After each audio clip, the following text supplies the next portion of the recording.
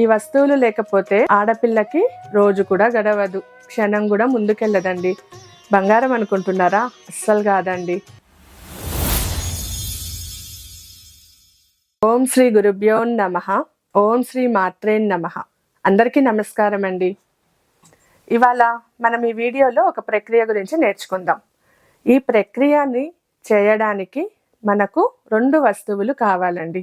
ఈ 2 వస్తువులు మనకు ప్రతి ఒక్క సామాన్యమైన మనిషికి అందుబాటులో ఉన్న వస్తువులు. ఈ వస్తువులు లేకపోతే ఆడపిల్లకి రోజు కూడా గడవదు, క్షణం కూడా ముందుకెళ్ళదండి. బంగారం అనుకుంటున్నారా? అస్సలు కాదండి. ఇది వంటగదిలో ఉపయోగపడే 2 వస్తువులు. నిత్య జీవితంలో ప్రతి మనిషి ఉపయోగించే 2 వస్తువులు.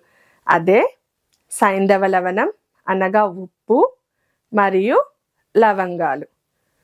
ఈ ఉప్పు లవంగాలతో చేసే ప్రయోగం ఏంటి అని అనుకుంటున్నారా? ఈ ఉప్పు లవంగాల మిశ్రమంతో వెలువడే వాయువు నుంచి మనకు చాలా పాజిటివ్ వైబ్రేషన్స్ వస్తుంది. మనలో ఉన్న నెగిటివిటీని మొత్తం బయట తీసి మన చుట్టూ పాజిటివిటీ అనే ఆరాని క్రియేట్ చేస్తుంది. ఈ ప్రక్రియలు ఎలా చేయాలో చూద్దామండి. ముందుగా ఒకటి చెప్పండి. ఇంట్లోకి మనిషి రాగానే, ఇల్లు చూడగానే తనకు సంతోషం అన్నది రావాలి.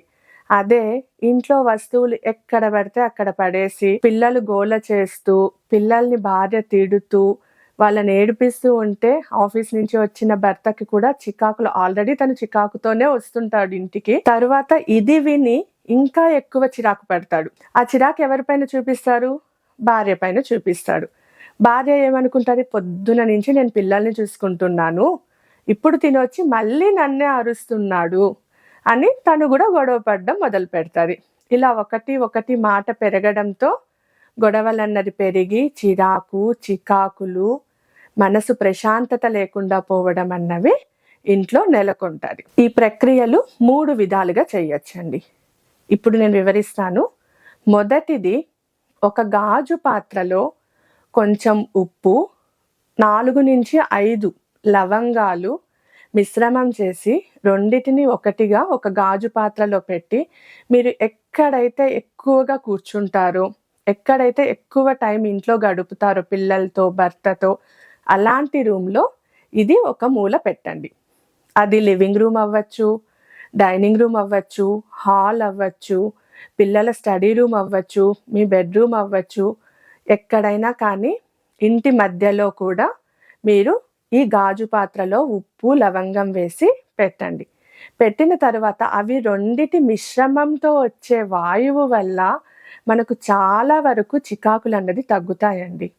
ఆ వాయువుని మనం పీలుస్తామా? మనం ఆక్సిజన్ పీలిస్తే ఎలా బతుకుతూ ఉంటామో అలానే ఆ రెండిటి మిశ్రమం వల్ల వెలువడే వాయువుని పీల్చడం వల్ల మనసు ప్రశాంతత అయ్యి కనీసం 10% అయినా గొడవలు అన్నవి తగ్గుతుంది. రెండవది ఏంటంటే, మనము ప్రతి వారానికి ఒకసారి ఇల్లు శుభ్రపరుస్తాం. ఎందుతో? నీటితో శుభ్రపరుస్తాం. మనకు నడిచే ప్రదేశంలో క్రిమికీటాదులు అవన్నీ ఉంటుంది. అవి కూడా వాటి యొక్క నెగటివిటీతో వైబ్రేషన్ వల్ల కూడా మనకు చికాకులు, చిరాకులు మొదలవుతాయి. ఇప్పుడు ఒక బొద్దింక మన శరీరం పైన పాకితే మనకు ఎంత చిరాకేస్తుందండి. అలానే మనకు కనిపించని క్రిమికీటాదులు కూడా మన శరీరం పైన పాకుతూ ఉన్నా, మన ఇంటి పైన తిరుగుతూ ఉన్నా మనకు మంచి జరగదు. కాబట్టి ఇల్లు శుభ్రపరిచే నీళ్ళలో కొంచెం ఉప్పును కలిపి ప్రతి శుక్రవారము ఇల్లుని శుభ్రపరచండి. మూడవది, బాత్రూమ్. ఈ బాత్రూంలో కూడా క్రిమికీటాదులు ఎక్కువ ఉంటుంది. మనము పొద్దున లేవగానే చూసే ప్లేస్ అది. దానిలో కూడా మనకు ఎక్కువ నెగటివ్ వైబ్రేషన్స్ అన్నవి ఉన్నాయి. సో స్నానం చేసే నీటిలో కొంచెం ఉప్పుని కలిపి స్నానం చేయండి. అది మనకు ప్రశాంతతని చేకూరుస్తుంది. అలానే ఇలా కాకపోయినా ఉప్పు లవంగ మిశ్రమాన్ని బాత్రూంలో కూడా ఒక గాజు పాత్రలో పెట్టి వెళ్ళినప్పుడంతా ఆ వాయువుని పీల్చడం వల్ల పాజిటివిటీ అన్నది క్రియేట్ అవుతుంది.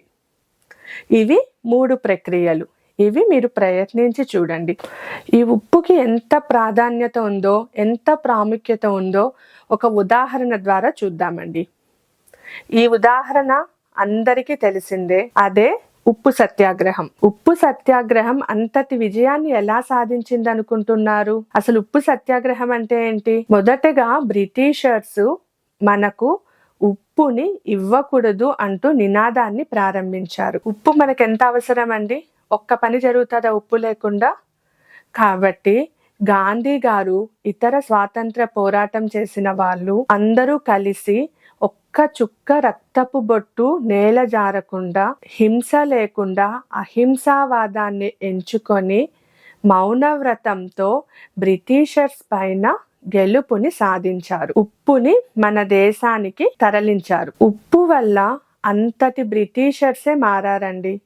మనం మారలేమా? ఉప్పు అక్కడే బ్రిటిషర్స్ లో ఉన్న నెగటివిటీని, ఈగోని మొత్తాన్ని తీసి వాళ్ళంతట వాళ్ళే మనకు ఉప్పు ఎక్స్పోర్ట్ చేయడానికి ఒప్పుకున్నారు. ఉప్పుకి అంత ప్రాముఖ్యత ఉందండి.